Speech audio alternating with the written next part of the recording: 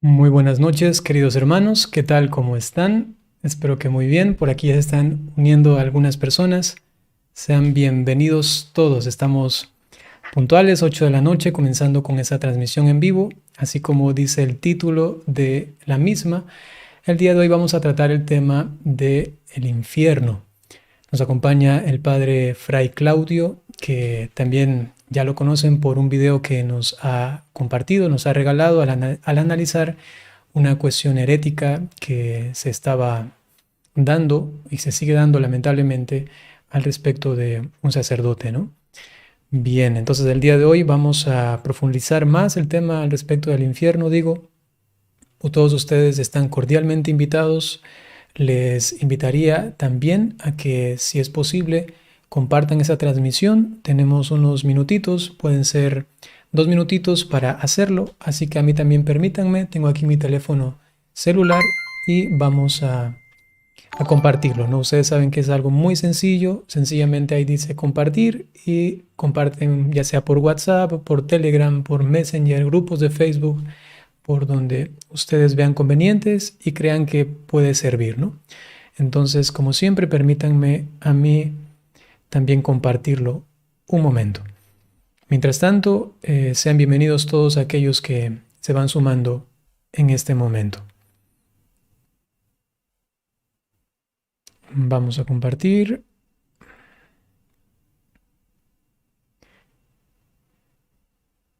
Normalmente tengo la transmisión los días martes con ustedes, ¿no? Queridos hermanos, por hoy va a ser jueves.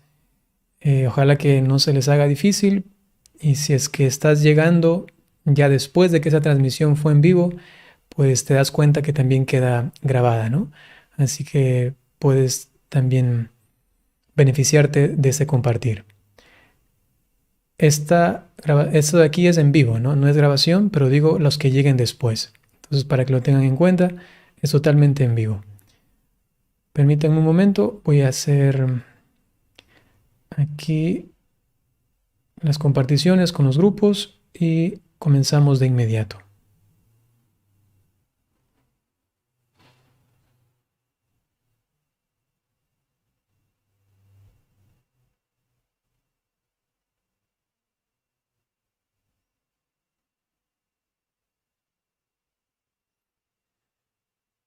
Ustedes ya conocen al Fray Claudio, ¿verdad? El Padre Claudio.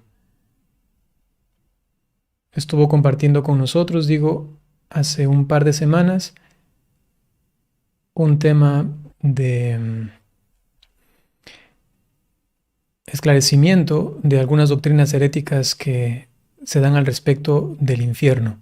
Entonces él hoy día también nos acompaña para profundizar el tema al respecto, porque inclusive hay personas que todavía me han escrito y me han dicho que estamos confundidos o que no entendemos bien la misericordia de Dios que es capaz de sacar a las personas del infierno, ¿no?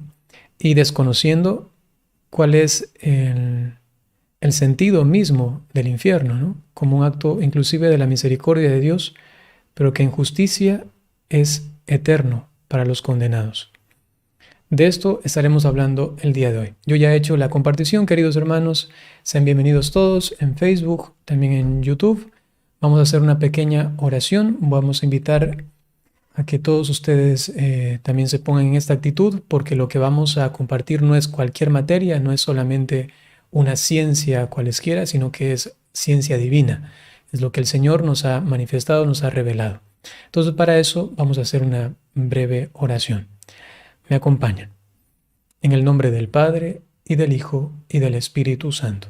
Hacemos un momentito de silencio y pedimos al Espíritu Santo que descienda sobre todos nosotros, sobre el Padre Fray Claudio, que está aquí ya presente, y que nos ayude para abrazar la voluntad de Dios, su doctrina, la fe con todo nuestro corazón. Oramos junto a la Santísima Virgen María. Por ello, en su compañía también recibimos toda esta enseñanza.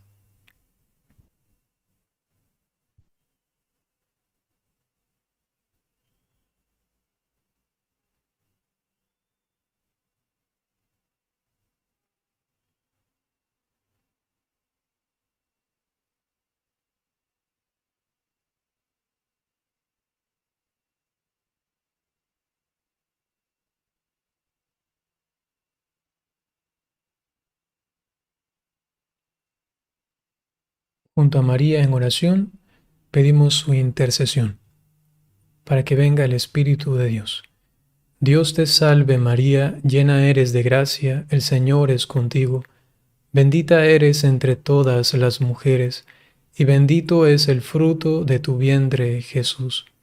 Santa María, Madre de Dios, ruega por nosotros pecadores, ahora y en la hora de nuestra muerte. Amén. En el nombre del Padre, y del Hijo, y del Espíritu Santo. Amén. Tenemos con nosotros aquí entonces a el Padre Fray Claudio, que sale a continuación.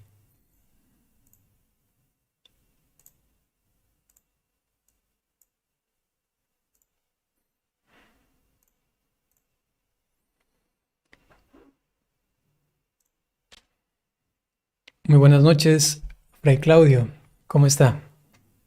Buenas noches, Padre Byron. Un gusto estar de nuevo por acá. Seguramente habrá por ahí alguno de los que nos están viendo que no le conoce. Podría también presentarse.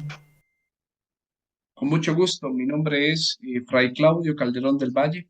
Soy fraile capuchino y sacerdote. Tengo ya bastante tiempito de ser fraile. Voy a cumplir 50 años y trabajo, mejor dicho, sirvo con pasión por el reino de Dios en el área centroamericana, en el área específicamente de Panamá, Costa Rica y Nicaragua, pero también he estado en otros lugares del mundo. Y desde hace tiempo, pues diría aproximadamente 21 años, tomé una decisión de dedicarme intelectualmente a la angelología y a la demonología como objeto de estudio. Había muchas cosas bonitas que estudiar, pero como dice el refrán popular, el que mucho aprieta, poco abarca. Entonces tomé una decisión y no me he arrepentido. Se ha vuelto pues el tema de mi vida. Muchas gracias, Fray Claudio, por entonces compartir de esto que usted ha recibido como también una invitación de Dios que usted ha profundizado y ahora puede compartir con nosotros. Queridos hermanos, entonces les pido que presten mucha atención. Tenemos algunos puntos que tratar el día de hoy al respecto del infierno. Probablemente no se llegue a tratar todos, así que vamos a ver con ustedes mismos, ya que todo esto es en vivo, hasta donde alcanzamos. Muy atentos, si ustedes quizá inclusive tienen por allí un papel, un esfero o algo en que anotar, pues aprovechen para que también esto sirva de inclusive de estudio de la doctrina católica. Entonces, Fray Claudio, Padre, es todo suyo este pequeño espacio. Perfecto, apoyo lo que acaba de decir el padre Byron. Tengan papel y lápiz a mano, porque de hecho voy a ir citando fuentes primarias y yo voy a hacer enunciados, pero si ustedes toman los números o los nombres de las fuentes, después van a poder hacer sus ulteriores profundizaciones. Siempre tenemos que buscar la verdad y fundamentarla bien. Así que empiezo diciendo esto, vamos a fundamentar todo lo que vamos a decir hoy con el depósito de la fe. Y vamos a usar dos fuentes privilegiadas, que son el Enchiridium, o mejor conocido popularmente como Detzinger, es la colección de textos dogmáticos del magisterio. Un texto muy, muy importante, del cual tengo la dicha de tener dos versiones. Tengo dos versiones bilingües, en griego, en latín, en italiano y en español. Entonces, pues eso me da acceso a las fuentes primarias y también vamos a usar el catecismo de la Iglesia Católica. También lo tengo bilingüe en latín y en español. Y eso también, ustedes saben que el latín sigue siendo la lengua oficial de la Iglesia. Entonces, cuando hay problemas de comprensión sobre una traducción, no hay nada mejor que irse a la lengua oficial. Entonces, este es lo que se llama el objeto material. Vamos a estudiar hoy el infierno y vamos a procurar no salirnos de ahí. Hay mucho que hablar sobre el infierno. Vamos a verlo desde el depósito de la fe y específicamente de un subárea de la teología que se llama la escatología. La escatología es el área de la teología que estudia lo que va a pasar al final. Eschatón significa precisamente final y vamos a ver una de esas cosas que va a pasar, uno de esos estados que se llama el infierno. Se le ha llamado postrimería junto con otros estados porque viene del latín postrerum, que significa lo que está al final, pero también se le llama novissimus, y esto a mucha gente lo desconcierta, porque a nosotros en español nos suena a algo nuevo, pero tenemos que darnos cuenta que también en el español tenemos este sentido. Por ejemplo, uno va a una tienda y quiere comprarse un celular nuevo y dice, démelo lo más nuevo que ha salido. Entonces viene el vendedor y le dice, esto es lo último que ha salido. Entonces, esas palabras nuevo y último, a veces son equivalentes. Entonces, novissimum también significa lo último. En este caso, novum en el latín significa nuevo, pero también es lo último. Entonces, vamos a entrar. Y primera cosa que tenemos que afirmar es el dogma del descenso de Jesús a los infiernos. Y esto tiene que estar claro, es un dato dogmático al cual estamos vinculados. Vinculado viene de vínculo, vínculo en latín significa cadena, entonces vinculado significa encadenados.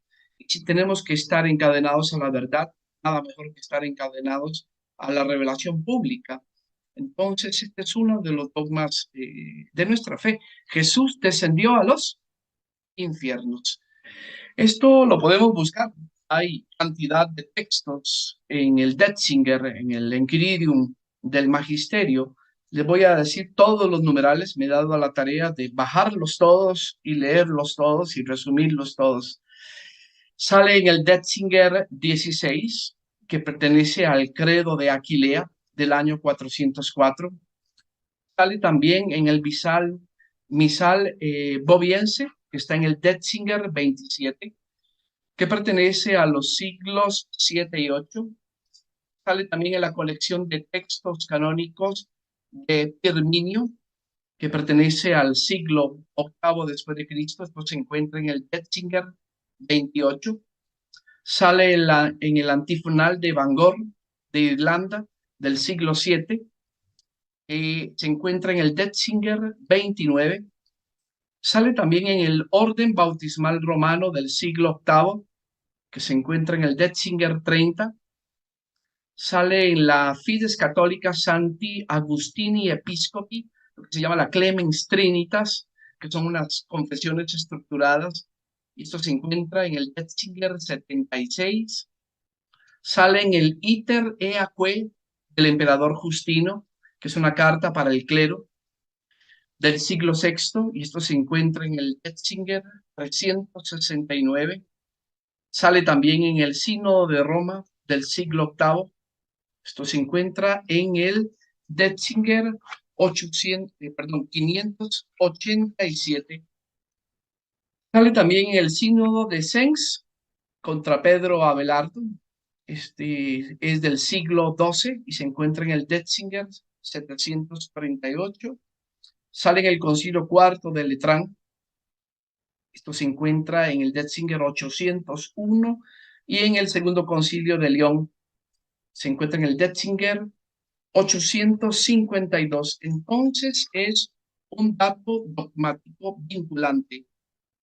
Es decir, el que no crea que Jesús descendió a los infiernos, anatema sí, dice la fórmula latina, sea anatema. ¿Qué significa esto de anatema?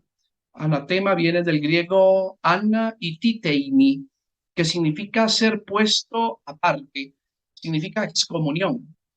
El que no cree esto, entonces ya está en condición hereje y está fuera de la comunión y está fuera de la verdad. Entonces descendió a los infiernos. A veces se usa en latín la palabra inferna, a veces se usa la palabra inferos, pero es ambivalente.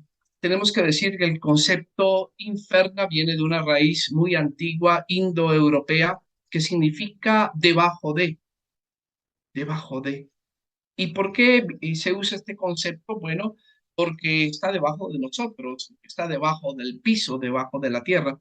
Atención, estoy hablando del concepto y no de la realidad del infierno como estado teológico. Después vamos a volver sobre el tema. Aquí después vamos a precisar qué entiende la iglesia por infierno, porque yo creo que todos tenemos claro el dogma de que Jesús descendió a los infiernos, pero viene la pregunta, ¿qué es el infierno? El infierno es donde van a estar castigados Satanás y sus ángeles y también todos los seres humanos que no hayan aceptado la salvación en Cristo. Sí, pero se refiere a este infierno el dogma del descenso de Jesús al infierno. No, y aquí es donde viene la confusión.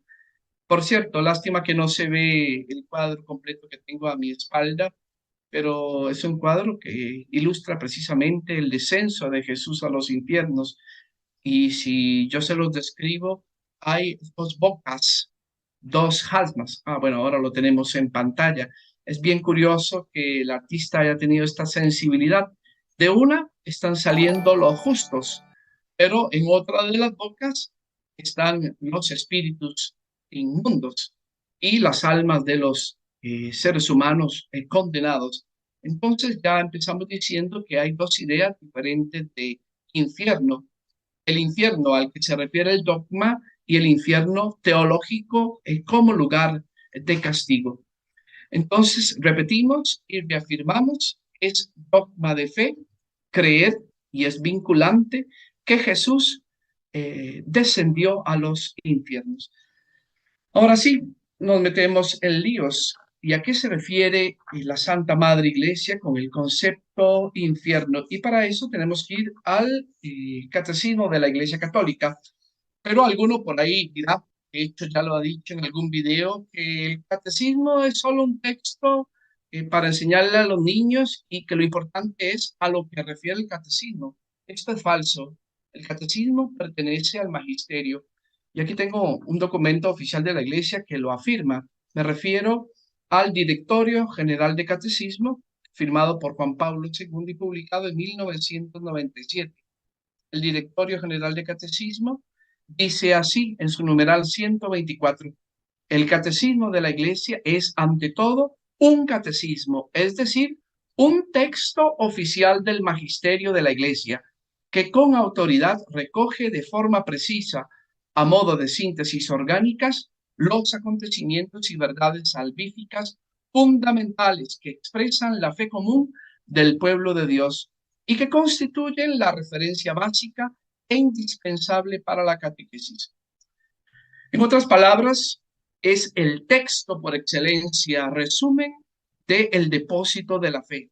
Y el catecismo bebe de las fuentes de la revelación pública, que son la palabra oral, la santa tradición, y la palabra escrita o la sagrada escritura. Y es precisamente el magisterio el depositario de la verdad revelada, no el dueño. Y entonces viene el catecismo como herramienta privilegiada y importante, porque acuérdense que no solo somos protectores del depósito de la fe, también el magisterio tiene la tarea de definir y de dar la última palabra y la última interpretación en cuanto a costumbres y dogmas. Entonces es al catecismo, es al magisterio que le tenemos que preguntar qué entiende la Iglesia por infierno. No puede quedar a nuestro antojo. Precisamente el catecismo es para eso. Ahora sí, nos vamos al catecismo de la Iglesia Católica y sería muy bueno que usted lo lea. Vamos a empezar a estudiar el 632 del catecismo de la Iglesia Católica. Voy a leerlo textualmente. Dice: las frecuentes afirmaciones del Nuevo Testamento, según las cuales Jesús resucitó de entre los muertos, presupone que antes de la resurrección permaneció en la morada de los muertos. Es el primer sentido que dio la predicación apostólica al descenso de Jesús a los infiernos. Jesús conoció la muerte, como todos los hombres, y se reunió con ellos en la morada de los muertos. Pero ha descendido como Salvador, proclamando la buena nueva a los espíritus que estaban allí detenidos.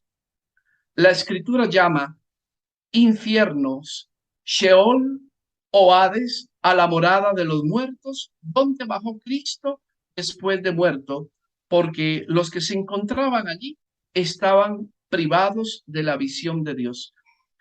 Cuando ustedes abran el catecismo se van a dar cuenta que está plagado de citas de la Sagrada Escritura, y también si se van a los pies de página van a encontrar también los textos del magisterio, algunos por lo menos de los que ya hemos citado. Entonces aquí tenemos que ir aterrizando y precisando. Cuando la iglesia afirma dogmáticamente que Jesús bajó a los infiernos, se refiere Jesús que baja al Sheol, Jesús que baja al Hades, Jesús que baja a la región de los muertos. Entonces estamos hablando de ese estado donde estaban expectantes todos los seres humanos que murieron antes de la encarnación. Por cierto, aquí tenemos que tomar en cuenta que Jesús vivió y creció en una cultura y que en cuanto hombre se adaptó a esa cultura y adaptó lo que se llama el universo de sentido de esa cultura. Entonces, los pueblos orientales son bastante similares en su creencia sobre el lugar de los muertos. Empezamos por precisar algo. ¿Por qué se le llamaba infierno en latín? Porque estaba debajo de los pies, porque es lo que se llama lenguaje antropomórfico.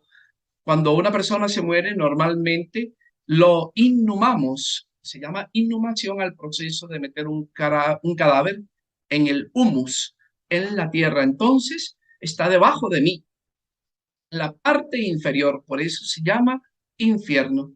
Ahora, los griegos tenían otro concepto. Decían que había tres reinos primordiales: el reino del Uranus, el reino de la Gea y el reino del Hades. Es bien curioso, decían los escritos antiguos que si uno dejaba caer un yunque de bronce desde Uranus, desde el cielo, hasta Gea, que es la tierra, duraba cayendo 9 días. Y si uno cogía un yunque y lo tiraba desde Gea, desde la tierra, hasta el fondo del Hades, que se llamaba Tánatos, entonces tardaba también 9 días. Aquí les revelo algo curioso que tenemos en nuestra cultura y que lo heredamos de la cultura grecorromana que todos tenemos como latinos en el fondo. Y es cuando hacemos novenarios a nuestros difuntos, ¿por qué besamos 9 días? Bueno, porque en el fondo subyace todavía esa connotación de que el alma de la persona dura en llegar 9 días hasta el fondo. Esto no es dogma de fe, esto es creencia popular y que viene, como les digo, del paganismo, pero a veces es interesante saber de dónde vienen estas cosas. Hades era no solo una región de los muertos, sino era una divinidad, era la divinidad del inframundo. Y por cierto, se decía que la boca del inframundo, como tengo a mis espaldas, era una jasma, de viene la palabra asma en español, una boca abierta que te quería comer. El que entraba en el Hades no salía. Pasamos al concepto de Sheol. Sheol viene del hebreo Sha'ah, y Sha'ah significa ser llamado. Entonces, en el tiempo de Jesús, las tumbas eran circulares, con una piedra que se rodaba. Creo que todos hemos visto en las películas ese tipo de tumbas del siglo I. Y entonces los hebreos sentían que la muerte los llamaba. Entonces, como algo que te llama, ven, ven, ven, algo de lo que no puedo escapar. Para los saduceos, el Sheol era irremediable, se bajaba y de ahí no se salía. Los fariseos creían en que un ser humano podía bajar al Sheol, pero al final de los tiempos iba a resucitar, pero no en el mismo sentido que creemos los cristianos, sino era un resucitar volviendo a la vida terrena, a la vida cronológica, a la vida biológica. Y viene Jesucristo y nos revela la plenitud de la verdad y nos dice otras cosas. Pero como no vamos a hablar hoy sobre resurrección, pues no me meto en el tema. Entonces ahí están los conceptos. Infierno, Sheol y Hades son equivalentes. Acuérdense que la iglesia nació en el entorno hebreo, pero ya al final del siglo I era mayoritariamente griega. Y acuérdense también que el Imperio Romano dominaba y dominó mucho tiempo. Entonces, estas palabras eran equivalentes. Cuando decimos y la iglesia dice que Jesús descendió a los infiernos, entonces significa que Jesús murió. Y ya les voy a decir otra cosa que dicen los concilios. Jesús bajó en alma al Sheol, al Hades, al Ínferos, al infierno, bajó en alma. ¿Y por qué esto es bueno precisarlo? Bueno, porque Jesús murió verdaderamente, como morimos todos nosotros, y tuvo una separación parcial entre el cuerpo y el alma. El cuerpo se quedó en la tumba y él bajó en alma al Sheol a liberar, y después vamos a ver a quién fue a los que liberó. Entonces, esto es importante. Por ahí un hereje que dijo que Jesús no bajó en alma, que lo que hizo lo hizo por potencia, por virtus.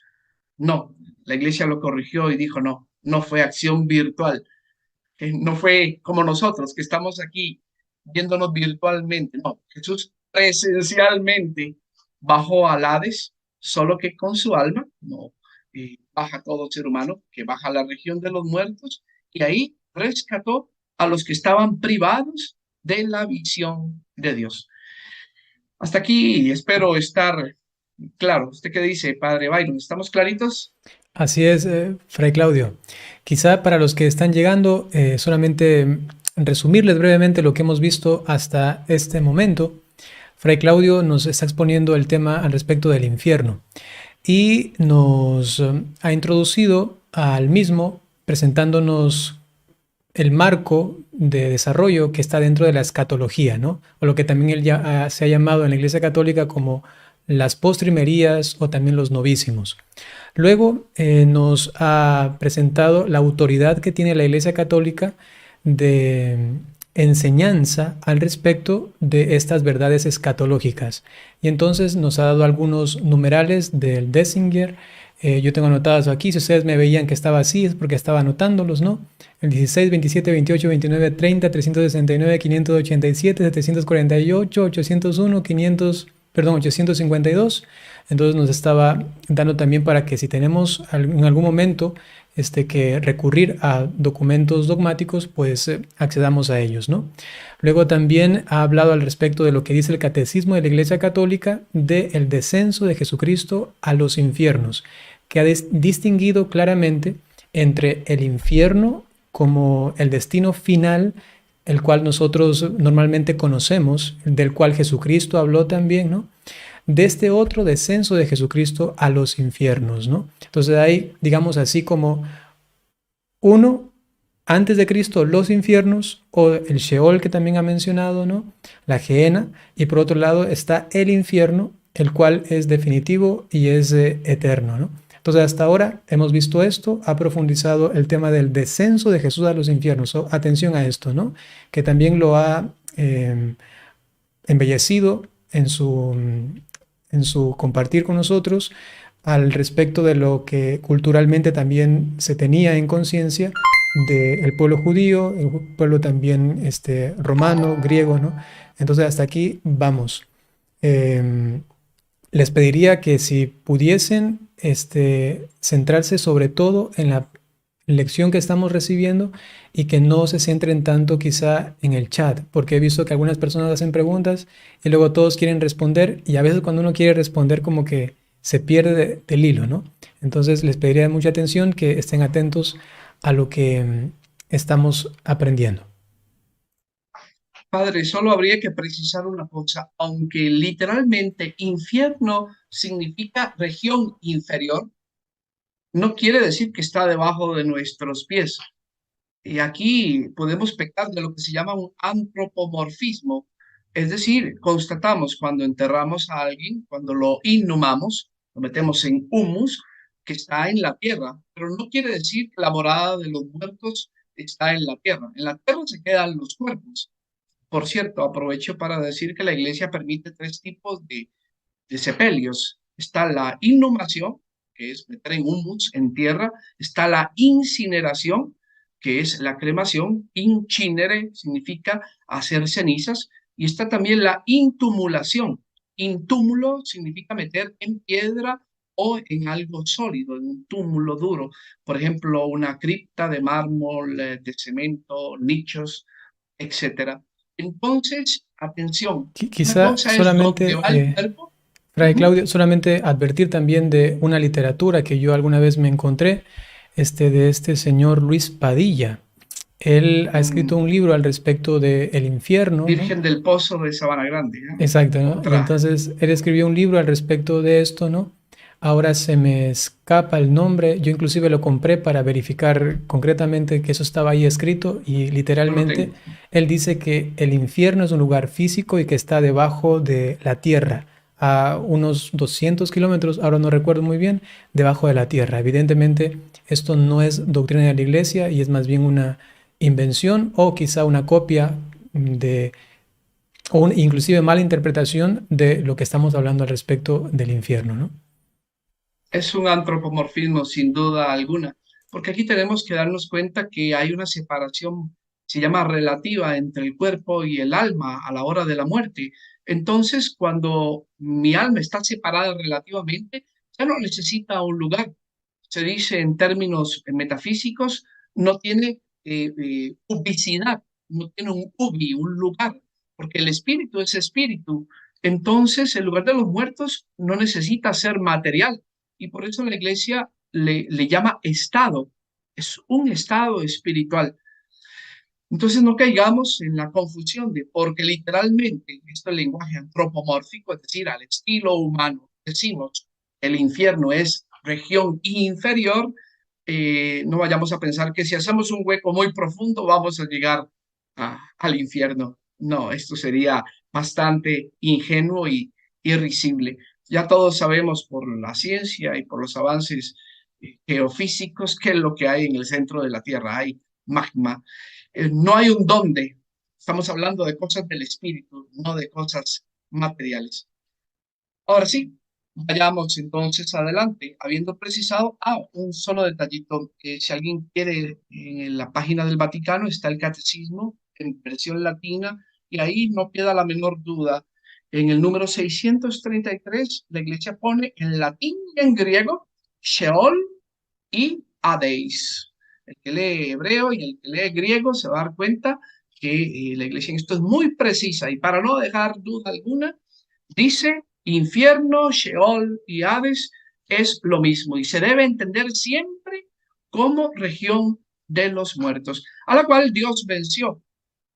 Último versículo del capítulo 1 del Apocalipsis. Mire que tengo en mis manos las llaves del Hades y del Tánatos, porque vence a ese enemigo que fue causado o consecuencia, mejor dicho, del pecado original.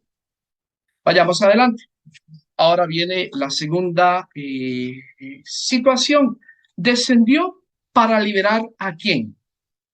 En la historia de la iglesia, algunos han dicho a los santos, otros dicen que para liberar a impíos y para liberar a píos, o sea, a buenos y malos. Y otros hasta se han dejado decir que descendió para destruir el infierno. Entonces vamos a ver qué dice la iglesia. Aquí vamos a irnos en primer lugar a las constituciones de la iglesia egipcia, la tradición apostólica que está en el Detzinger 62 y siguientes. Entonces dice que dogmáticamente que Jesús descendió a los infiernos para liberar a los prisioneros. Únicamente nos dice eso, no nos dice qué tipo de prisioneros. Vayamos adelante. Solo se me olvidaba una cosa. He visto algunos videos de hermanos que fundamentan sus creencias y van a las fuentes del depósito de la fe, pero no la leen con lo que se llama el principio de analogía de la fe. Uno no puede sacar solo un numeral, sino que tiene que leerlo en todo el contexto del depósito de la fe. Porque si yo le leo solo este numeral del Detzinger, algunos dicen, ya sí liberó a los prisioneros y ahí caben todos, los buenos y los malos. Pero ¿y el resto de los concilios? Entonces tengo que leerlo en analogía siempre y exhaustivamente para no poner a decir al magisterio lo que nunca ha dicho. Entonces, Tetzinger 62 y siguiente. Pasamos al Sínodo Cuarto de Toledo del siglo séptimo. Esto se encuentra en el 485 y póngale asterisco porque es muy, muy importante. Dice, bajó a los infiernos para liberar a los santos que estaban retenidos allí y después de haber vencido el dominio de la muerte. Entonces ya nos dice precisamente que a los únicos que libera es a los santos. Ya vamos caminando, vamos viendo que es imposible liberar a un condenado, pero todavía no está todavía al 100% preciso. Sigamos leyendo otro concilio para ver qué nos dice. Pasamos al concilio de Roma, importantísimo en el siglo octavo, año 745, con el Papa Zacarías. Esto se encuentra en el Tetzinger 587. Póngale también asterisco porque es importantísimo este concilio. Eh, en la tercera sesión de este sínodo de Roma, el sacerdote Clemente fue acusado por Bonifacio, otro obispo, y entonces aquí se da la resolución dogmática del error de este Clemente. Dice, proclama además que el Señor Jesucristo, cuando bajó a los infiernos, sacó de allí a todos los píos e impíos. Por lo tanto, sea despojado de cualquier oficio sacerdotal y anatemizado. Es decir, ya estamos aquí viendo un acto dogmático que dice explícitamente que aquel que afirme que Jesús descendió a los infiernos para sacar a los píos y a los impíos, sea anatema, es decir, está fuera de la fe. Pío significa alguien que vive rectamente las cosas de Dios. Impío, alguien que no vive rectamente en las cosas de Dios. Entonces ya estamos viendo que en el siglo octavo había algunos sacerdotes y obispos que pretendían tener el poder de sacar almas de condenados. Acuérdense que el infierno es una región, un estado de almas, sacar a las almas de condenados del infierno. Por cierto, solo se lo voy a mencionar porque aquí vamos a salir un poco del dato dogmático y hice una investigación para ver si antes del siglo octavo había habido otros herejes que hubiesen afirmado lo mismo. Y me llevé la gran sorpresa. Sí, sí hay muchos. Nada hay nuevo bajo el sol. Esto le queda a uno claro cuando lee el Enquiridium del Magisterio. Por ejemplo, nos dice uno de los padres de la iglesia, se llama Filastro de Brescia, que vivió en el siglo IV, en su libro sobre las diversas herejías, en el número 125, él se encontró con muchos sacerdotes que pretendían tener el poder de sacar almas de condenados del infierno. Y él los corrigió y los pone en la lista de herejías de su libro. Tenemos también en el siglo sexto al Papa Gregorio I, en el año 567, que lucha contra la misma herejía, sacerdotes que pretendían sacar almas de condenados del infierno. Tenemos también al Papa Virgilio, Virgilio en el siglo sexto, en el año 542, que condena no solo la tesis que pretendía sacar almas de condenados, sino hasta demonios. Y esto es lo que se llama la apocatástasis, vamos a mencionarlo más adelante. Y tenemos también a Gelasio primero en el siglo quinto, ¿verdad? Que también va más allá y condena a algunos que pretendían decir que tenían el poder de absolver pecados de almas de seres humanos condenados en el infierno. Sobre esto vamos a volver. Quizás otro día podamos hacer un programa solo sobre esto, padre Byron, porque fíjese que son cosas que parece que se repiten en la historia. Por ejemplo, a quien corrige el Papa Gregorio, que es a un hereje que se llama Gregorio y Clemente, tenían revelaciones de ángeles y los ángeles les habían dado revelaciones nuevas y les dijeron que ellos tenían el poder de sacar a espíritus inmundos del infierno. Y este Clemente decía que él era uno de los apóstoles. Llegó hasta el colmo de dar reliquias de su propio pelo y de las uñas para que fueran veneradas junto con las reliquias de los apóstoles. Por cierto, fue a partir de todo esto que después la iglesia, él tenía listas de ángeles grandísimos, que la iglesia cerró el tema de los arcángeles y dijo, solo podemos invocar a Gabriel, Miguel y Rafael, pero parece que estoy hablando de otro padre moderno que usted y yo conocemos. Eso me dio mucha risa porque no hay nada nuevo bajo el sol. Sí, inclusive Entonces, para los hermanos que si en algún momento ven en internet títulos muy estrafalarios, muy llamativos de algún sacerdote o algún iluminado o algún superapóstol que anda diciendo, aquí te damos las indicaciones de cómo sacar almas del infierno o que tenemos la capacidad de absolver pecados de aquellos que están allí para ayudarles y que esa pena sea solamente temporal y salgan algún día, pues sepan claramente ustedes que se están formando en la doctrina católica y no son protestantes ni herejes, que eso está ya zanjado en la iglesia, ¿no? No se puede sacar almas del infierno y tampoco, menos aún, se puede absolver los pecados de las almas, menos aún, ya que se toca el tema, ¿no? Dar sacramentos o bautizarlos, dar la Eucaristía o algo parecido. Digo, quizá para algunos les resulta un poco extraño, pero existe de esto en Internet. Así que tengan mucho cuidado también. por cierto, solo para conocimiento general, los mormones también, que son una mezcla entre la masonería de York y cristianismo de la Reforma, que también tienen un rito que se llama bautismo por los difuntos. Y ellos les gusta mucho las genealogías y se bautizan en el nombre de sus antepasados, porque tienen la creencia que cuando resuciten, ellos se van a convertir en divinidades, les van a asignar un planeta y todas esas personas que lograron bautizar van a ser sus súbditos en su propio planeta.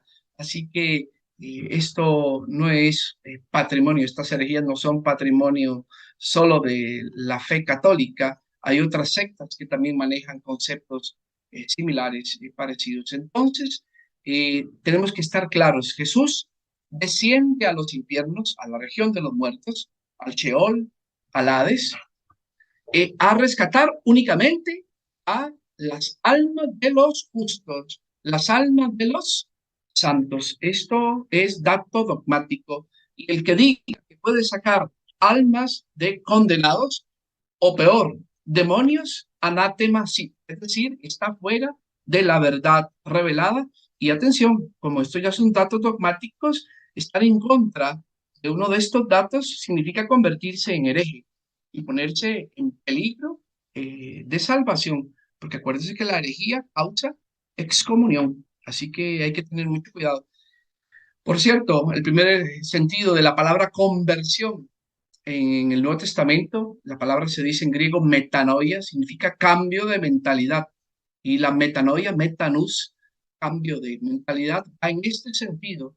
Tenemos que vincularnos a la recta doctrina revelada por Jesucristo y tenemos que darle la espalda a las falsas doctrinas. Por eso decía San Pablo que si vinieran otros superapóstoles predicando un evangelio diferente al que yo les prediqué, no les hagan caso. Y eso pasa hoy a menudo y la gente va detrás de Raimundo y todo el mundo. Estas cosas no cambian. La revelación pública está cerrada. Y como hemos dicho en el anterior programa, y lo vuelvo a repetir, no vayan detrás de revelaciones privadas.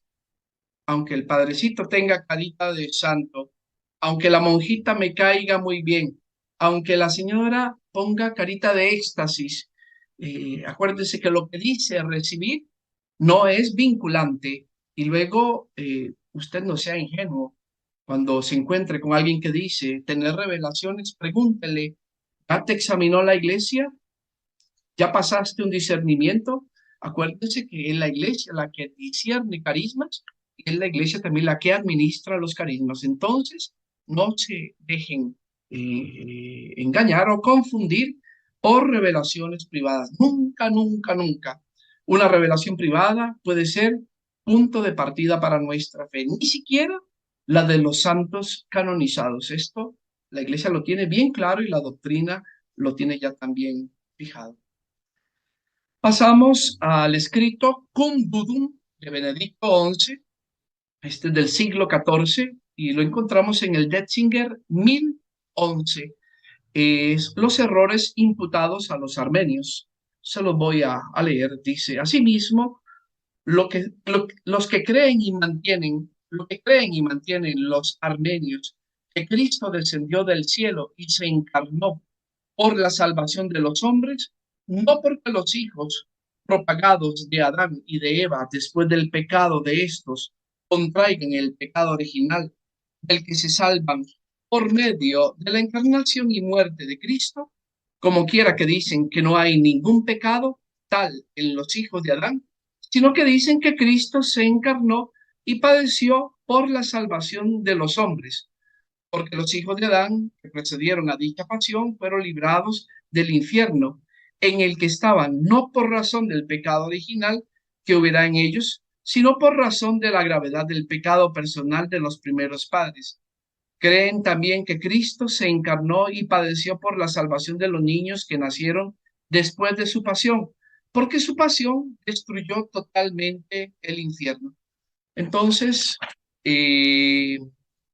este escrito Cum Dudum de Benedicto XI condena esta postura.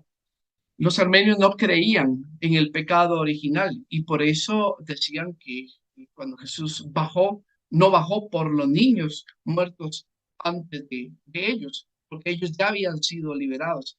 La iglesia los corrigió y también corrigió el hecho de que ellos predicaban que Jesús bajó a destruir los infiernos. No, Jesús no destruye los infiernos, no destruye el Hades, no destruye el Sheol.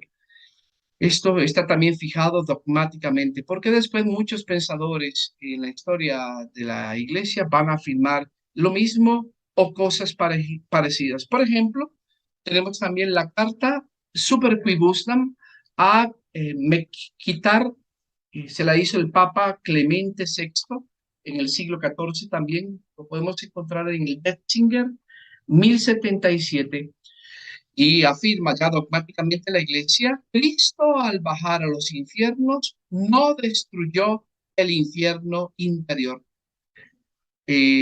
Con esto contrarrestaba y fijaba para siempre este error que predicaban los armenios. Entonces, recapitulando, y segunda cosa que queremos dejar bien en claro, Cristo descendió a los infiernos, a Sheol, al Hades, es decir, a la región de los muertos, y descendió a liberar. ¿A quién liberó? Únicamente las almas de los justos, las almas de los santos. Es contrario a la fe todo aquel que diga que tiene el poder o que recibió el poder de Cristo o que recibió un carisma de Cristo, según el cual es capaz de liberar almas de difuntos condenados o demonios que ya están también en estado de condenación. Entonces, este es el segundo punto al que aterrizamos y dejamos en claro. ¿Alguna pregunta o apreciación o precisación, padre? Pienso que está muy, muy claro.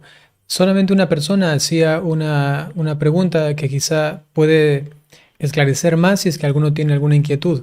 Entonces ella preguntaba, ¿hay más infiernos? ¿Existen algunos infiernos?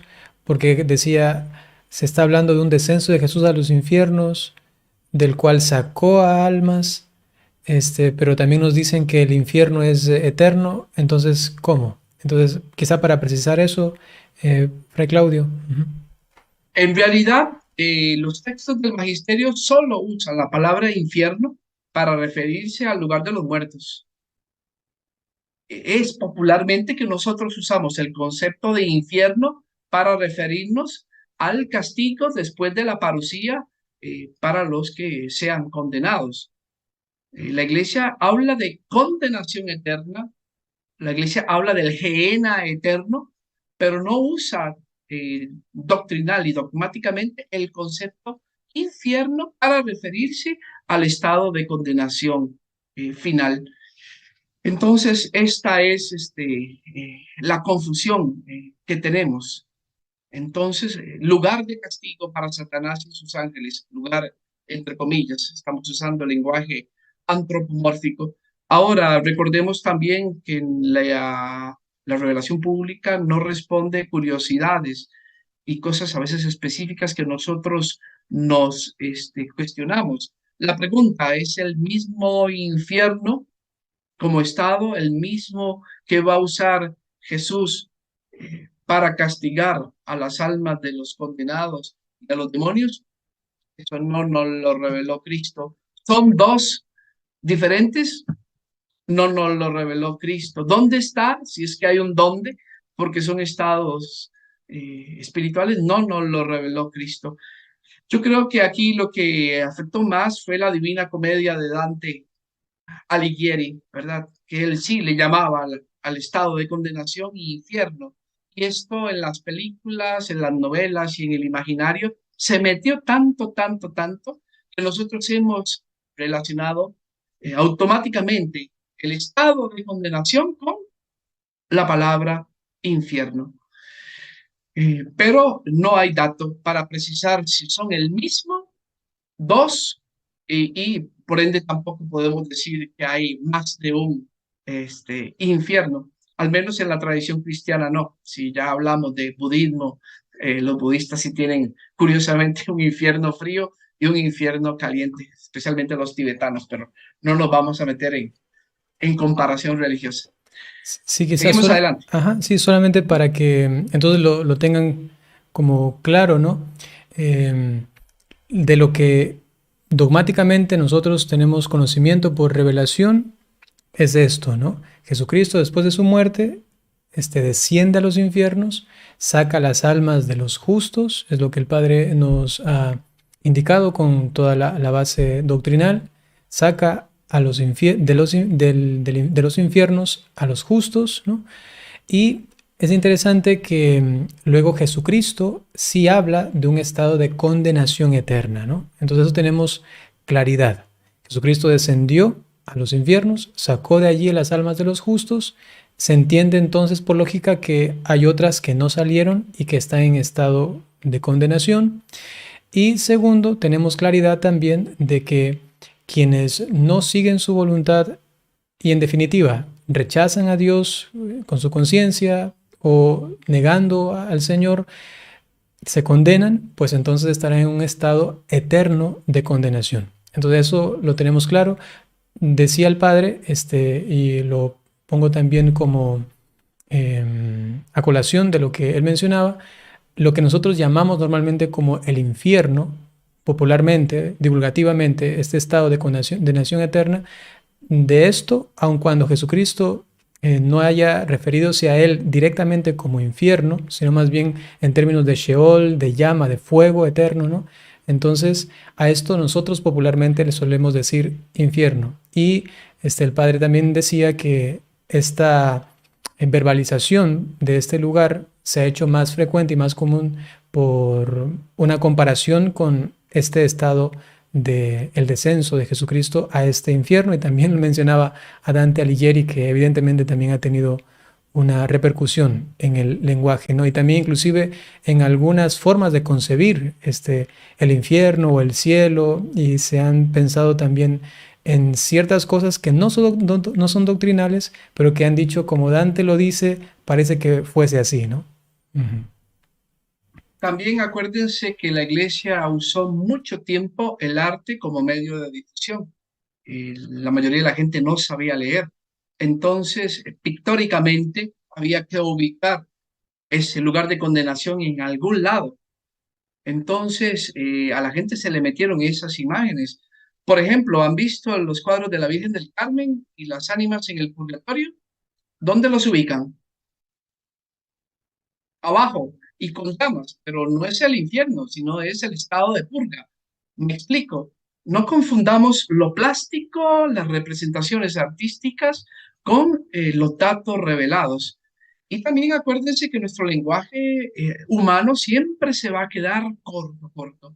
Por ejemplo, ahora vamos a entrar en el tema de precisar la naturaleza del infierno.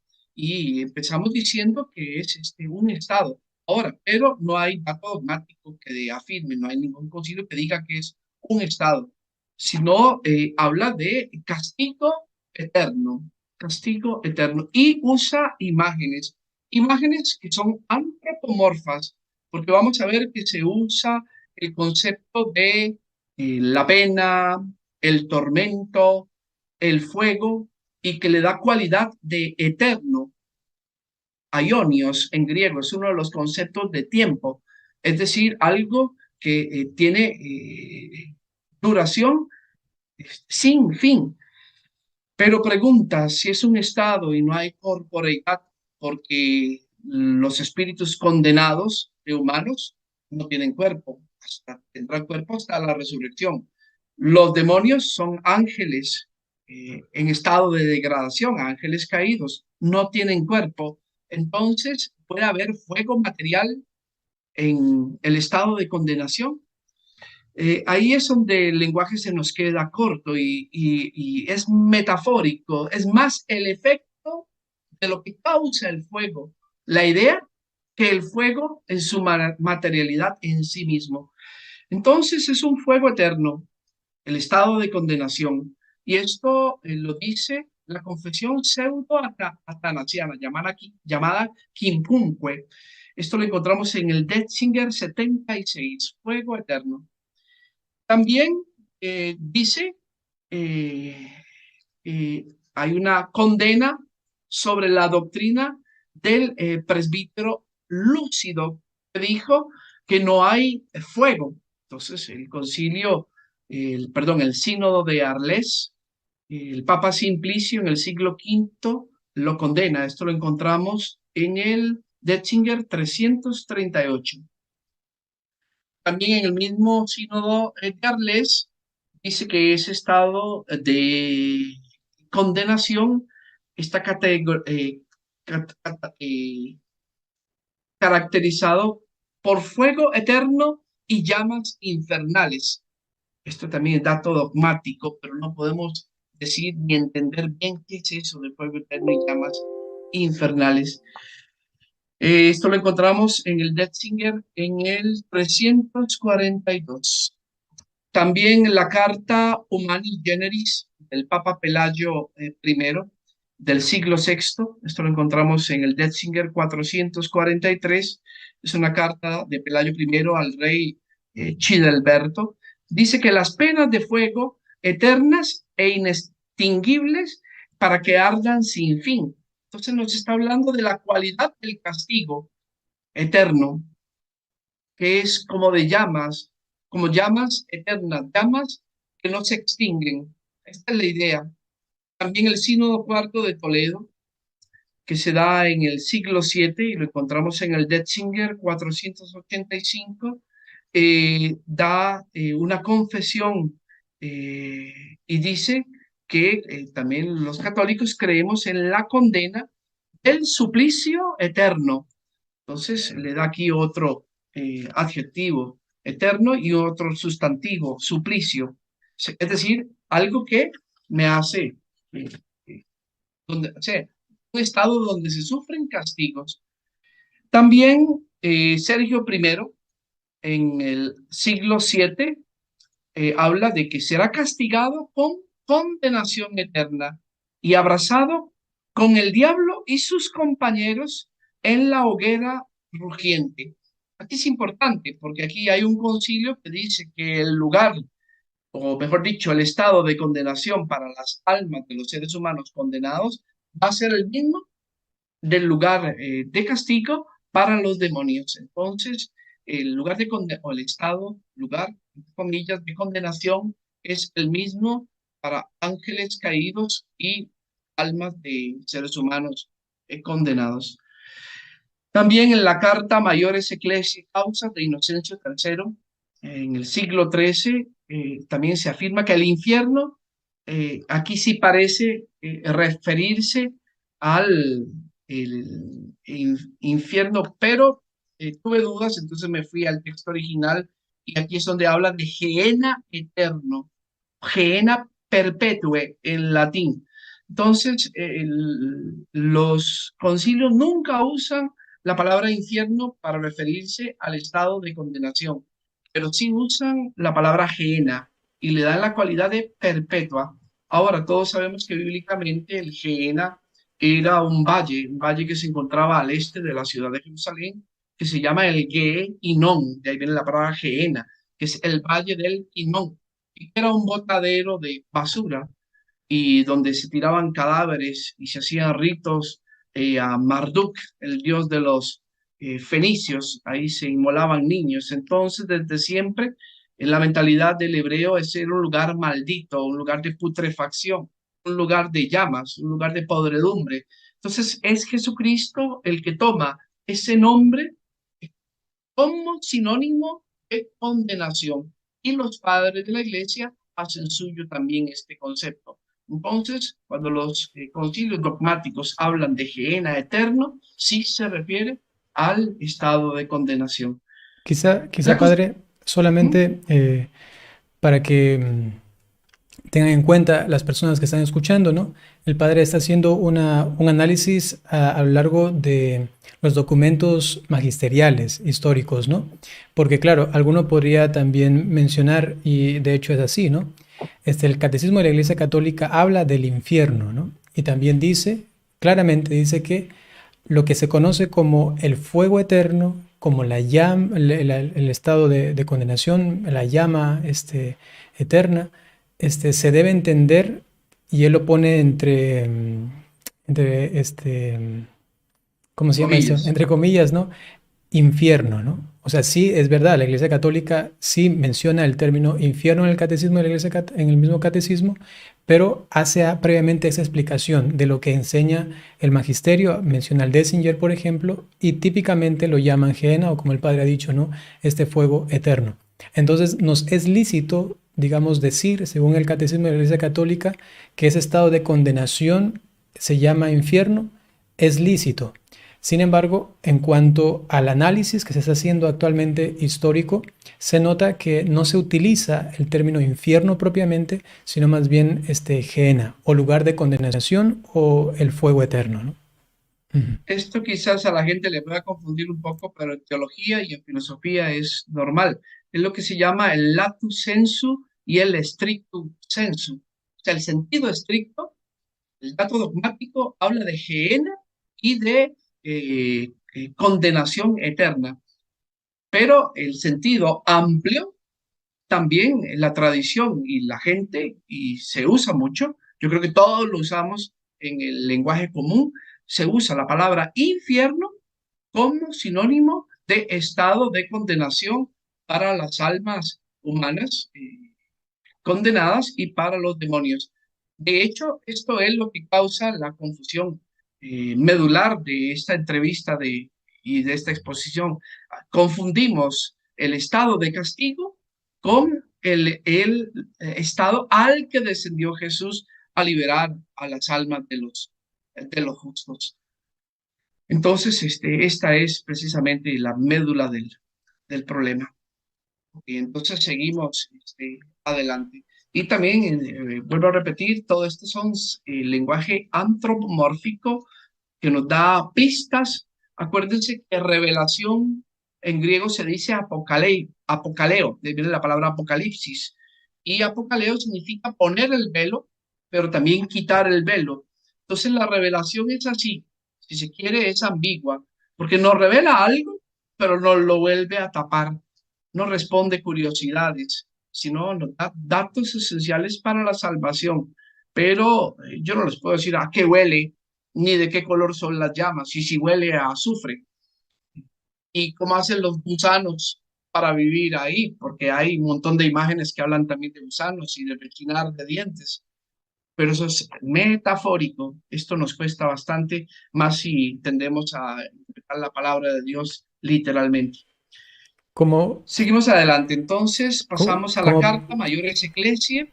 También dice el infierno es eterno. Está en el Detzinger 780. Ojo con esto eterno. Y aquí sí hay que precisar algo. Acuérdense que cuando una persona muere, según la santa doctrina, se da una separación relativa entre el cuerpo y el alma. Y el alma sube al primer juicio, o conocido también como juicio de las almas. Entonces, se juzga el alma de la persona y hay tres posibilidades. Todas las conocemos. Son cielo, purgatorio o infierno. Este infierno, aquí le llamamos infierno, este sí es en sentido amplio, es lugar de condenación. Es decir, la persona que murió sin haber pedido perdón de sus penas eternas y sin haber purificado sus penas temporales, baja al estado de condenación, estado intermedio de condenación, llamado en sentido amplio infierno. Y después, cuando pase al segundo juicio, que se llama el juicio universal, después de la resurrección, o sea, el infierno intermedio es el mismo infierno del infierno final. No son dos infiernos, no son dos estados de condenación diferentes, porque aquí viene también las herejías. Algunos empiezan a decir que del estado intermedio de condenación entre mi muerte y la parucía, de ahí sí me pueden Ujú. sacar. Del que no se puede es del estado de condenación final. No, esto es falso. Nunca la iglesia ha dicho que hay dos infiernos. No hay un infierno intermedio y un infierno final. En sentido amplio o en sentido específico, no hay un estado de condenación de almas diferente al estado de condenación final cuando ya yo me condene con cuerpo y alma. Digo yo, pero ni pensarlo, que Dios no lo quiera, yo no me quiero condenar. Es un mismo estado de condenación. El que entra después de morir y después del juicio de las almas en el estado de condenación, de ahí no sale. Lo que pasa es que después se da la reintegración del cuerpo y del alma que no se separaron totalmente, por eso se habla de separación relativa, ahí sí, en cuerpo y alma al estado de condenación. Por cierto, ahí sale una pregunta que me han hecho y que no la puedo contestar. Bueno, si vamos a tener al final cuerpo y alma, entonces el cielo y el infierno tendrían que tener publicidad, porque si tengo cuerpo necesito estar en algún lugar. Y por eso es que también alguna vez el Papa Benedicto XVI hablaba de estado, lugar, pero en realidad no hay datos revelados sobre el tema. No vamos a saber. San Pablo nos dijo, refiriéndose al cielo, ni el ojo vio ni el oído oyó la gloria que nos espera, pero no entendemos, son esos conceptos que él expresa de materia espiritualizada o cuerpo glorificado. Igual no entendemos bien cómo va a ser la materialidad de un condenado, en el caso de los que bajan al estado de condenación.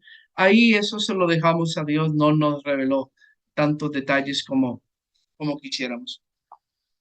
Seguimos con la Constitución Autorem Fidei del Papa Pío VI y lo encontramos en el 2626. Condena las doctrinas erróneas del Sínodo de Pistoia y vale la pena leerlo entero, entonces se lo voy a leer. Dice, la pena de los que fallecen con solo el pecado original.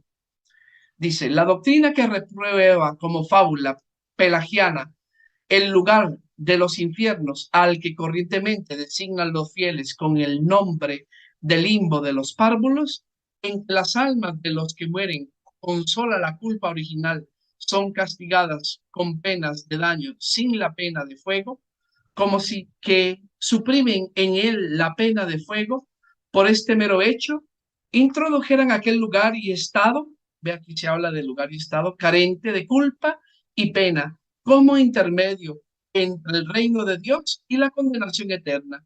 Como lo imaginaban los pelagianos, es falsa, temeraria e injuriosa contra las escuelas católicas. Es un texto bastante complejo, pero habla de que los pelagianos y este grupo que hizo un concilio que la iglesia condenó, el sínodo de Pistoia, creían que había un algo intermedio entre el cielo y el estado de condenación, que llamaban limbo, y explicaban ellos que el limbo era un infierno, pero sin penas de fuego. Y entonces la iglesia dijo, no, esto está totalmente errado y equivocado.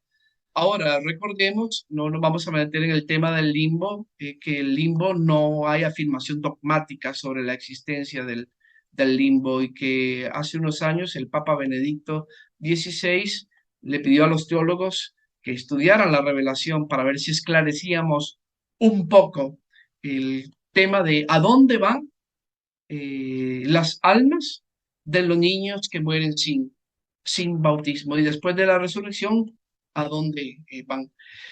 Por cierto, hay un tema de por medio, porque estos grupos heréticos también dicen tener el poder de liberar, ya lo mencionó el padre Byron, sacar almas de niños abortados del infierno. Y también dicen que las almas de los niños abortados tienen la capacidad de poseer a una persona, y les dan sacramentos, bautizan a las almas de los niños abortados. No nos vamos a meter hoy, pero solo quiero afirmar, los sacramentos dogmáticamente está declarado, son solo para los vivos. No se puede aplicar ningún medio ordinario de salvación a los difuntos, ni bautismo, ni comunión, porque pretenden darle la comunión a los demonios que se convierten, a las almas de seres humanos condenados que se convierten, y a las almas de los niños abortados que se convierten. Y no solo eso, le dan absolución de los pecados. Imagínense, absolución hasta a un demonio. ¿Dónde se ha escuchado eso? Tal poder no lo recibimos. Recibimos para absolver a los vivos, solo a los seres humanos. Nunca, nunca se ha dicho en la revelación ni en la tradición que la iglesia haya recibido el poder de absolver a un demonio. Y mucho menos absolución ultratumba. Hasta hay un concilio que lo dice. Más adelante lo vamos a mencionar. Entonces, vamos a pasar al tema de la apocatástasis, que aquí ya se redondea el asunto. Vimos que desde la antigüedad habían algunos que pretendían tener un carisma de Dios para sacar a difuntos del estado de condenación. Y la iglesia dijo, no, esto es imposible. Pero ahora vemos que en el sínodo de Constantinopla, el emperador Justiniano manda un edicto al patriarca de Menas de Constantinopla, corrigiendo los errores que los discípulos de Orígenes habían esparcido por Constantinopla. Esto después se publica en el Sínodo de Constantinopla en el 543. Entonces, lo que empezó siendo una corrección del emperador se elevó al rango de enseñanza dogmática.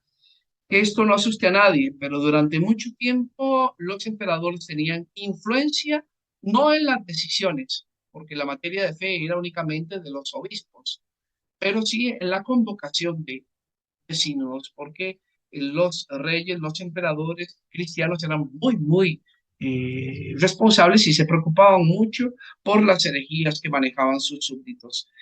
Por cierto, conseguí el texto en griego y es muy interesante, se lo leo en la versión española. Dice, si alguno dice o siente que Cristo, Señor, ha de ser crucificado en el siglo venidero por la salvación de los demonios, como lo fue por la de los hombres, sea anatema. Porque estos discípulos de Orígenes decían que así como hubo una muerte por los seres humanos en el futuro, Cristo iba a morir una segunda vez, pero para salvar a los demonios, sea anatema. Esto es fantasía, es fábula. Dice el número 8, si alguno dice o siente que el poder de Dios es limitado y que solo obró en la creación cuanto pudo abarcar y pensar, o que las criaturas son coeternas a Dios, sea anatema. El poder de Dios no es limitado, es ilimitado. Y las criaturas no son coeternas a Dios, no fueron hechas de la sustancia divina, sino fueron hechas ex nihilo, es decir, de la nada. Esto hace mucho que la iglesia ya lo había fijado. Y finalmente, el punto que más nos interesa, el 9. Si alguno dice o siente que el castigo de los demonios o de los hombres impíos es temporal y que en algún momento tendrá fin, y que se dará la reintegración de los demonios o de los hombres impíos, sea anatema. Más claro, no canta un gallo. Ya la iglesia fija dogmáticamente que el que está condenado, sea hombre o demonio, de la condenación no se sale, no se sale. Y esto hay que tenerlo bien, bien, bien claro, porque estas herejías andan en América Latina para arriba y para abajo. Pasamos al Sínodo de Roma con Gelasio I en el acta de absolución de Miceno.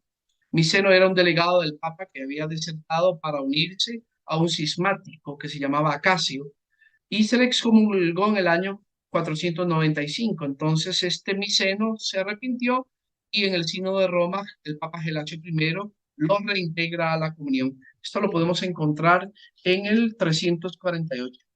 Y el anterior, el de la apocatástasis, lo podemos encontrar en el Detzinger entre el 409 y el 411. Entonces, le leo el del Sínodo de Roma. Dice, por lo cual, en tanto que permitiéndolo el Señor, no son dadas posibilidades humanas, no son dadas, perdón, posibilidades humanas. Ofrezcámoslas a quien desea los remedios, dejando el juicio divino todo lo que está por encima de la pequeña medida de nuestras facultades. No nos podrán achacar de remeter el daño de la prevaricación a los vivos, cosa que, concediéndolo Dios, es posible a la iglesia. Y aquí viene lo importante, atención, los que piden que concedamos perdón también a los muertos, cosa que nos es claramente imposible.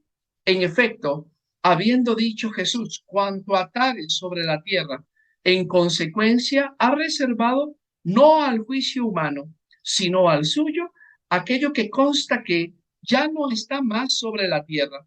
Y la iglesia no se atreve a atribuirse lo que ve que no ha sido concedido a los mismos beatos apóstoles, porque una es la situación de los supervivientes y otra de los difuntos.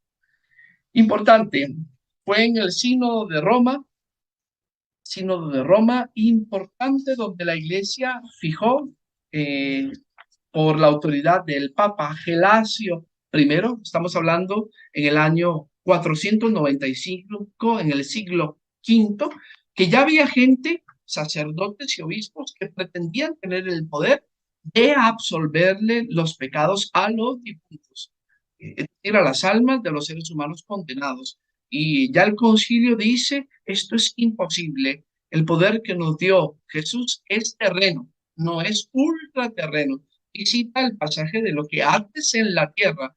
Entonces, se aplica en el mundo de los vivos, no en el mundo de los muertos. Y también dice algo hermoso, dice que no nos podemos atribuir algo que ni los apóstoles se atribuyeron. Y esto es bien curioso porque es cierto, los que andan por ahí diciendo que tienen la potestad de absolver difuntos condenados y demonios, se sienten más que los apóstoles porque recibieron algo especial, algo que solo ellos tienen, que la iglesia nunca ha tenido. Bueno, el que diga que absuelve pecados de difuntos condenados, pecados de almas abortadas, y peor, que absuelve demonios, es decir, ángeles caídos condenados, sea anatema, es decir, está fuera del depósito de la fe. No sé si quiere agregar algo, padre. Básicamente solamente enfatizar que esto se está dando lamentablemente por allí. Hay algunos círculos de los que se ha escuchado y otra vez me permito insistirles, queridos hermanos, tengan mucho cuidado. Sobre todo ustedes tienen olfato también. Evidentemente no se pueden basar solamente en eso, pero sí, si en algún momento captan algo, lo que está diciendo este padre o está diciendo esta religiosa o este hermano, basándose demasiado en revelaciones privadas y en esas cuestiones, tengan muchísimo, muchísimo cuidado, hagan una búsqueda personal si son capaces, y a la par también pregunten a un sacerdote o a alguien que tenga ciencia al respecto para que no caigan en confusiones. Padre Claudio, eh, estamos casi ya llegando al final de la transmisión. Ya tenemos casi 1 hora y media. Creo que va a quedar para el siguiente encuentro, ¿no? Tratar el tema del infierno. Sí, yo creo que va a quedar, sería muy interesante profundizar en los casos de estos 5 herejes que desde el siglo IV hasta el siglo VIII ya pretendían tener potestad para sacar almas de condenados y para absolver almas de condenados y para sacar también a los demonios del infierno. Entonces, en otra sesión podemos ver estos detalles que son bien curiosos y para darnos cuenta que lo que se predica hoy en Latinoamérica no es nuevo, no hay nada nuevo. Las herejías son las mismas, quizás a veces salen con variantes, con cosas más o menos creativas, pero el ser humano no ha cambiado mucho. Y también el espíritu del mal que sigue engañando, acuérdense que son espíritus engañadores, ¿verdad? Que le pone atención al demonio y el que habla con demonios termina en la red del demonio y sus trampas enreda la mente. Por eso el Papa Francisco ha dicho muchas veces, no dialogues con el demonio. Es una lucha desigual. Acuérdense que es un ángel caído, pero es un ángel. Decía nuestro Padre San Francisco que un ángel sabe más que todos los seres humanos juntos. Entonces, por eso al exorcista no se le permite el vaniloquio, es decir, preguntas vanas. Y otra vez, repito, si la iglesia no acepta las revelaciones privadas de gente buena, ni de los santos como parámetro de fe, ¿cómo es posible que alguien le ponga atención al príncipe de las tinieblas y a sus secuaces y construya toda una doctrina, una secta y una práctica pseudoexorcística alrededor de lo que le ha dicho el demonio?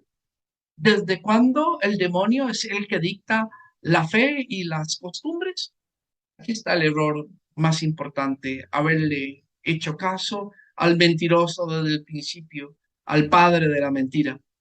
Sí, Fray Claudio se refiere sobre todo a porque hay personas que a veces supuestamente tienen exorcismos y entonces el demonio les habla y dicen, como el demonio me dijo esto, entonces esto es así, ¿no? Entonces también hay que tener cuidado con esto. Respondiendo brevemente una pregunta que hacen por aquí para distinguirlo, creo que es algo muy sencillo.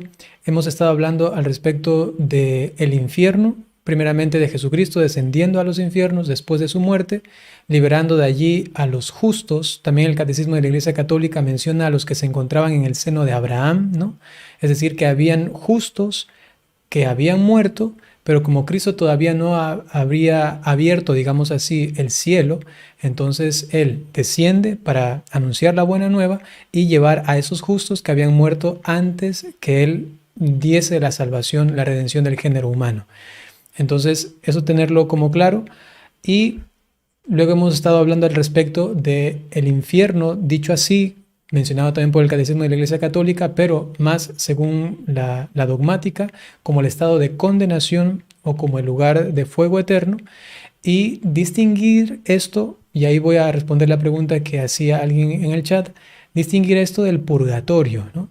Una cosa es el lugar de condenación y otra es el purgatorio. Entonces alguien preguntaba que si no tiene sentido entonces las indulgencias plenarias o parciales. Por supuesto que tiene sentido, pero estas se aplican solamente a las almas del purgatorio. El purgatorio, se puede decir así, es un estado que es distinto al otro estado de condenación, evidentemente. El estado de purgación, el purgatorio, es como una antesala o es una etapa, un proceso de purgación por el cual luego definitivamente va al cielo, ¿no? también para que esto lo tengan claro. No era el tema de hoy, pero podemos cerrar diciendo que se puede ir directamente al cielo.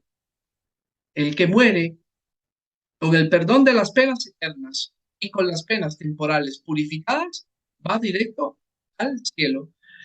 El que muere con el perdón de las penas eternas, pero sin la purificación de las penas temporales, va al purgatorio. Pero todo el que va al purgatorio tiene garantizado y asegurado un puesto en el cielo. Y el que muere sin el perdón de las penas eternas y sin la purificación de las penas temporales, va al estado de condenación.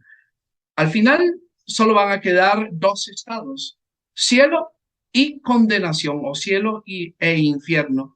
Y se va a participar en ese estado final en cuerpo y alma, porque es después de la resurrección gloriosa de los hijos de Dios. Por cierto, el don de Dios de la resurrección es para todos, para buenos y para malos, solo que unos irán con cuerpo y alma al cielo y otros con cuerpo y alma al estado de condenación. Ahí es donde sí se podría hablar en cuanto al lenguaje de el cielo y de lugar de condenación como un lugar. Tiene que haber un topos, porque tenemos corporeidad, pero en realidad ahí son solo hipótesis teológicas porque no sabemos cómo va a ser esa realidad. Muchísimas gracias, Fray Claudio, Padre, por este momento, este compartir. Las personas están allí diciendo que continuemos, pero evidentemente no sé, todavía tenemos temporalidad aquí, ya en el cielo será algo eterno y hablaremos de cosas mucho más celestiales que de estas más. Aquí tenemos Cronos, los Sí. ángeles tienen Eón y Dios tiene el Aionios. Mm. Dios tiene Trinidad, los ángeles tienen su tiempo particular de seres espirituales criaturales y nosotros sí tenemos un Cronos bastante limitado. Sí. Y también pedirles disculpas, sobre todo a los de YouTube, porque no sé por qué, pero desde hace unas 4 semanas o un mes, ha habido siempre errores y se corta. Estaban unas 250 personas, se corta y bajan a 30 y luego se salen, tienen que regresar y ha ocurrido esto unas 5 veces durante la transmisión, ¿no? Que se ha cortado. Qué pena, no sé a qué se debe. En Facebook todo bien, se mantuvo el número de 450 en Facebook, ¿no? Bien, muchísimas El gracias. video queda grabado, padre. Así es. Entonces todos Yo creo ya. que después lo puedes subir de nuevo a Ajá. YouTube, ¿verdad? Sí, ahí va a quedar en YouTube. Entonces las personas pueden mirar ya luego el video que queda allí. Solamente tienen que ir a un padrecito donde dice directos, porque hay una lista de videos y otra de directos. En directos ahí le va a salir. O sencillamente en YouTube ponen un padrecito infierno o Fray Claudio y enseguida les va a salir los videos que estamos haciendo. Nos queda entonces una segunda parte y quizá hasta una tercera. Vamos a ver hasta dónde llegamos la siguiente ocasión. Ustedes, hermanos, estén atentos. Yo les notificaré unos días antes de este encuentro para que ustedes puedan también participar. Fray Claudio, regálenos su bendición y terminamos entonces la transmisión. Bien, hermanos, un gusto haber estado con ustedes e invitarlos a la autodidáctica. Entonces, compren libros, vale la pena invertir en el Enquiridium, es un libro básico, complejo pero básico. Catecismo y Santa Palabra de Dios. La Biblia no debe faltar en nuestros hogares. Un cristiano bien formado es difícilmente engañado, así que la verdad nos hará libres. Inclinen su rostro para recibir la bendición.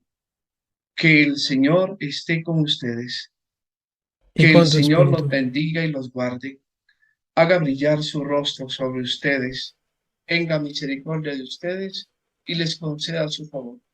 Y la bendición de Dios Todopoderoso, Padre, Hijo y Espíritu Santo, descienda sobre ustedes y los acompañe siempre.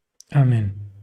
Acuérdense que hemos hablado de doctrinas, aquí no hablamos de personas, a todas las personas, estando en el error o en la verdad, las amamos en Cristo y les deseamos más bien que acepten la verdad, que hagan la metanoia, cambio de mentalidad y se pongan en perfecta y plena comunión. Pero en Cristo todos son amados y todos son bienvenidos. Oramos por todos.